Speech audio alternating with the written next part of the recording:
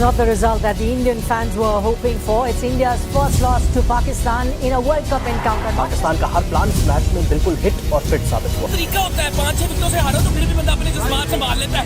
10 विकेटों से जब आप हारते हो ना, then you can't control your emotions. Then you can't be controlled.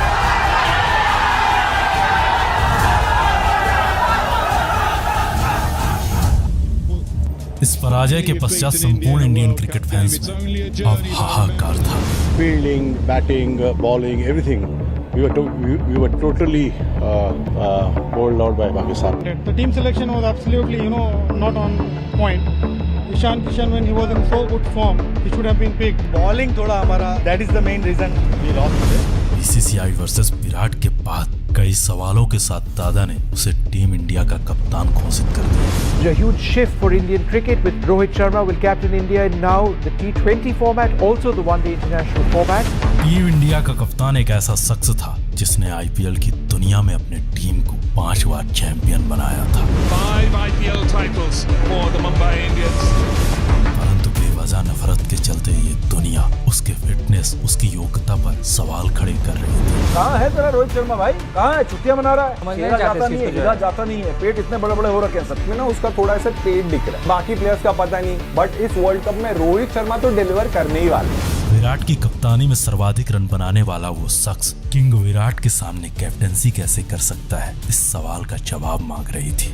नफरत की आग में चल रही इस दुनिया को इंतजार था और उसके एक फेलियर, उसके एक पराजय का। नमस्कार, आप देख रहे हैं द डॉक्यूमेंट्री का स्पेशल एपिसोड, कहानी विश्व क्रिकेट के सबसे सेल्फलेस कप्तान की,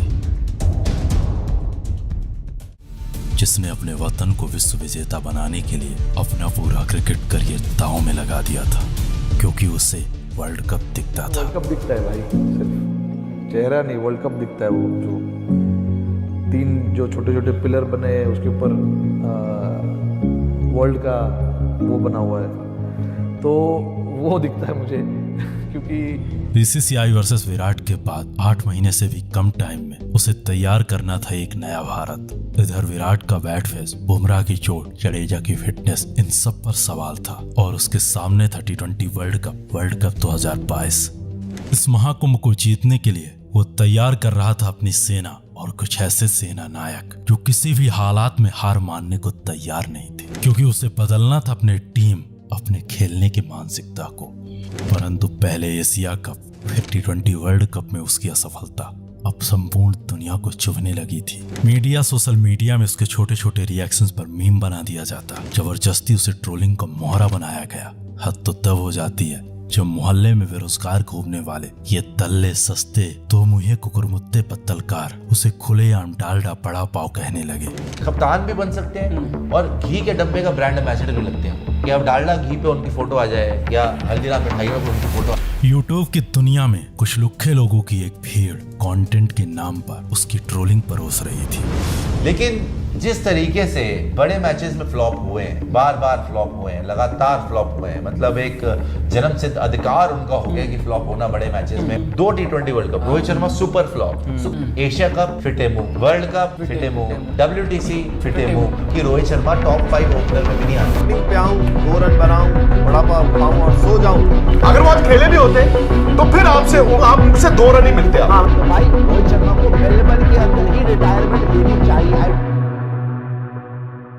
मोहल्ले में जोकर का रोल करने वाला ये सस्ता मुत्तलकार भारत के राष्ट्रीय कप्तान पर बकचोदी कर रहा था। भारत की ये सस्ती मीडिया पाक मीडिया के कंपटीशन में आ चुकी थी। एनालिसिस के नाम पर अपने प्लेयर्स को ये सस्ते पत्तलकार ट्रोल करते, उनका मजाक, उनका मीम बनाते, जब मोहल्ले की टीम में अपनी जगह न बना पाने वाले क्रिकेट के ये सस्ते विशेषज्ञ उसे कप्तानी का पाठ पढ़ा रहे थे। फिर बात आती है कि एक रोहित तो फिर विराट क्यों नहीं? बट आप दोनों को ले लोगे, फिर आप T20 भूल जाओ, फिर आप T20 वर्ल्ड कप भूल जाओ। उधर पाकिस्तान के ये लूली कट टीम इंडिया के कप्तान के अलग ही मजे ले रहे थे। क्रिकेट से है, पॉलिटिक्स से है? क्रिकेट से समझ ले, रिटायर है या रिसेंट खेल रहे हैं? मगर रिटायर ही है समझे। आप होते तो ये नहीं होता। खेल रहे हैं अभी इंडिया टीम से। यही तो वो कह रहे हैं कि क्यों बड़ा पाव बहुत पसंद है। राइट हैंड है, लेफ्ट हैंड है, पर क्या पड़ता है, खेलता कहीं है। उसके बुरे वक्त का इंतजार कर रही है दुनिया T20 वर्ल्ड कप 2022 को उसके करियर का आखिरी T20 वर्ल्ड कप मान चुकी थी। This is the end of hitman.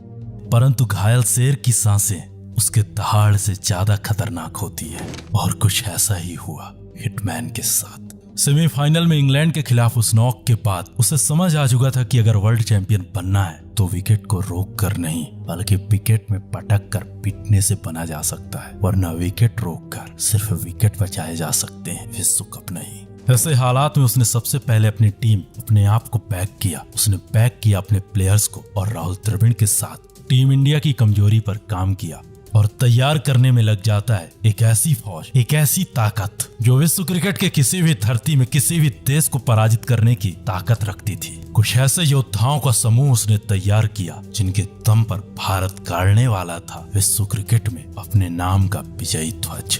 Team India पहले एशिया को फतह कर चुकी थी, अब बारी थी विश्व कप 2023 की। विश्व कप 2023 के इस वर्ल्ड कप में वो कप्तान एक एक करके सारी जंगें जीतता रहा।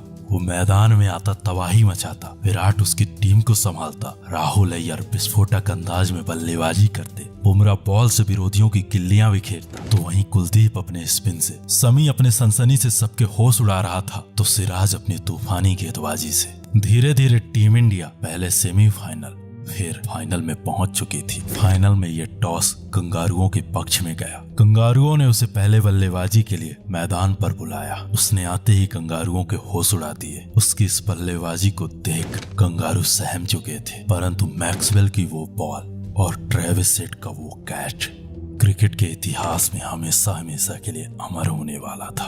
उसके उस शॉट के बाद संपूर्ण भारत से सिर्फ एक ही आवाज आ रही थी, ये हमारा कप्तान नहीं जा रहा, हमसे हमारा वर्ल्ड कप दूर जा रहा है।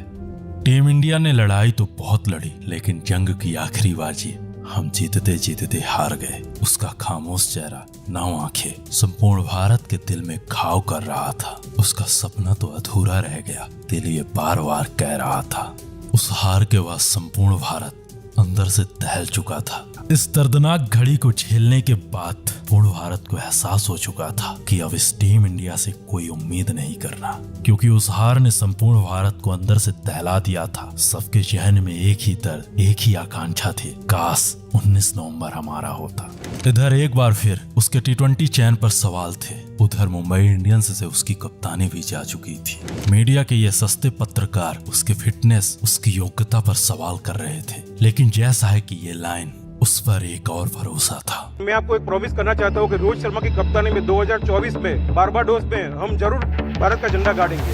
फिर अफगानिस्तान के खिलाफ सीरीज में उसका चयन हुआ। सीरीज के 2 मैचों में उसके बैक टू बैक 0। एक बार फिर इन कुकुरमुत्ते 2 मुहे पत्रकारों का मुंह खुल चुका था, लेकिन सीरीज का आखिरी मैच और उसने फिर से दुनिया को बता दिया कि हु इज द हिटमैन।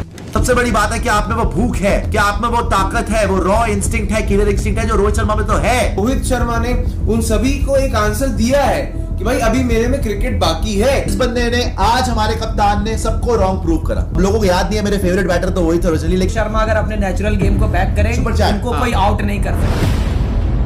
फिर आईपीएल हुआ। आईपीएल में उसकी शानदार परफॉर्मेंस रही, लेकिन अब बारी थी वर्ल्ड कप 2024 की। एक बार फिर से टीम इंडिया उसकी कप्तानी में अमेरिका के लिए उड़ान भरती है, परंतु इस बार संपूर्ण भारत उसके इस टीम इंडिया से कोई उम्मीद नहीं कर रहा था, क्योंकि अब सबको यकीन हो चुका था कि ये टीम इंडिया कितना भी बेहतर खेले, इन्हें अंत में फाइनल या सेमीफाइनल में चोक कर जाना है। परंतु टीम इंडिया का वो कप्तान सीना तान कर टीम इंडिया के साथ खड़ा था।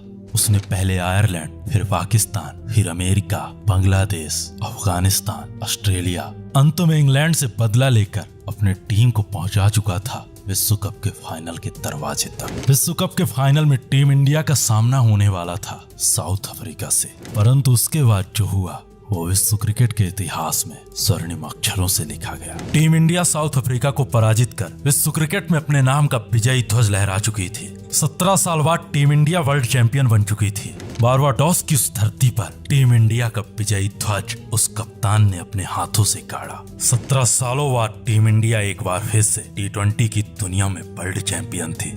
10 साल बाद एक बार फिर से टीम इंडिया के पास आईसीसी के टूर्नामेंट पर चैंपियन थी और अब खत्म हो चुका था संपूर्ण भारत का वो इंतजार, जिसका इंतजार संपूर्ण भारत पिछले 10 सालों से कर रहा था। अब बयान बदल चुके थे उन कुकुरमुत्ते दो मुहे पत्रकारों की जो क्रिकेट के हिटमैन की ट्रोलिंग कर रहे थे, जो उसे कैप्टनसी कोटा का प्लेयर कह रहे थे। ये होती है लीडरशिप, ये होती है कैप्टनसी। सारा श्रेय एक ही आदमी को जाता है। This is the Rohit Sharma show. अकेले ही has led from the front when nobody believed in him. Captain से हटाया जाए रोहित शर्मा को, कोई काम की नहीं है रोहित शर्मा जी। जो कप्तान है, कप्तान को निकाल भी नहीं सकते ना, अभी इसी वजह से चल रहे हैं आगे आगे। इस सीरीज में कैप्टन नहीं होता वर्ल्ड कप में तो सारे मैच नहीं खेल पाता वो। क्या करे, रिटायरमेंट? रिटायर ले लेना चाहिए। शर्मा से यही कहना चाहता हूँ कप्तानी सिर्फ छोड़ दे। एक वर्ल्ड कप विनिंग कैप्टन हो गए हैं। शर्मा पूरे टूर्नामेंट में अच्छा खेला।